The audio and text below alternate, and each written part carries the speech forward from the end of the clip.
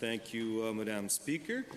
It's my privilege to rise today to speak in favor of these amendments. I think that they are long overdue and quite necessary.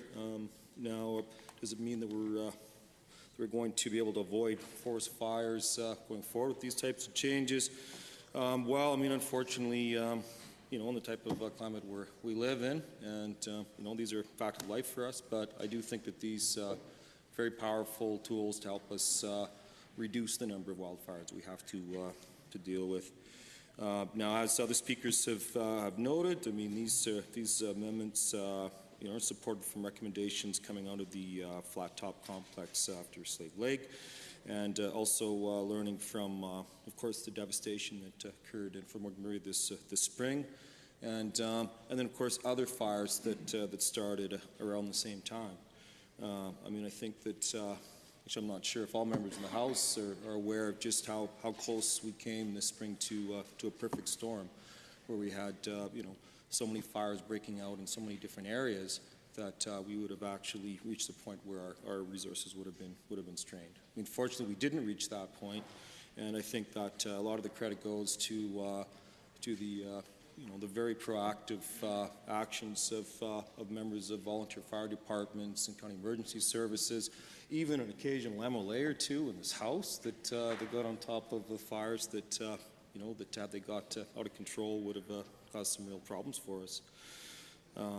Now, I know I speak for, we actually had a fire around the same time in the Opal natural area in our area that, potentially have been caused by off-highway vehicles. And there's a lot of concern that if we had that things were so tinder dry that we could have had another fire up in Redwater as well. And so some of the actions that our government took to restrict off-highway vehicle use during that time was absolutely critical to make sure that this didn't happen. And so I'm gratified to see that we're actually making sure that this is now in legislation. So I think these the enhancements being proposed, enhanced fines, the improved public safety and wildlife prevention measures, and the operational amendments made to this bill are going to take us quite a long ways to be able to deal with this. Now, so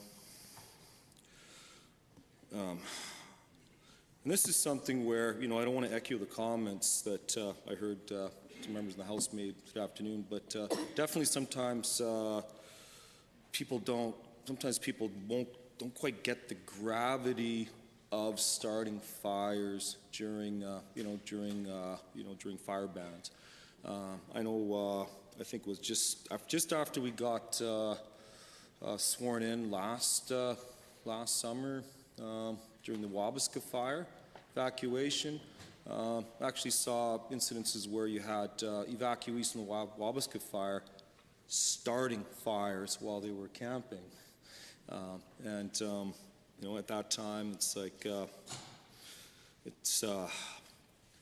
for some people, it does seem that the penalty has to be increased in order to change the attitude towards the action.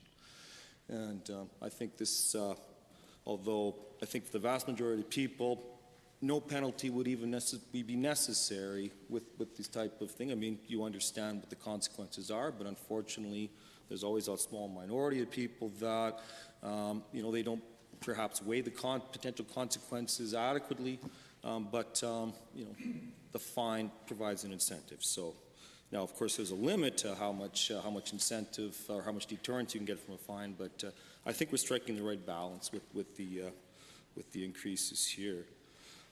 And I think that's been validated by the 96% support that respondents gave when we did a survey on that. Now, down to restricting off-highway vehicles during times of extreme danger. As I said just in my introduction, I mean, I think that doing this on a temporary basis was critical this past spring to make sure that that situation didn't become even worse. And once again, I mean, this is an issue where you have a very small number of people who perhaps aren't quite aware of just potential gravity of their actions. the majority of ATV users, of course, responsible people, keep their vehicles clean.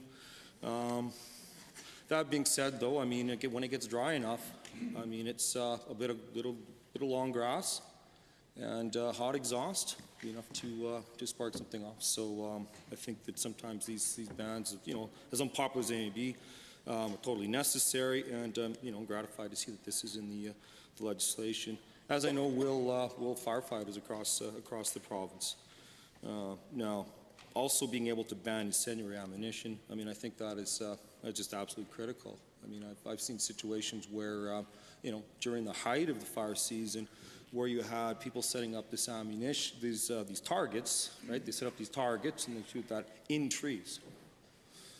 Right? And so it doesn't take a lot of imagination to see what possible consequences of intentionally starting fires in secluded wildlife areas, can have. So I think these proposed amendments are sensible and maybe overdue. Also, I think what's overdue is the recognition that our climate has changed.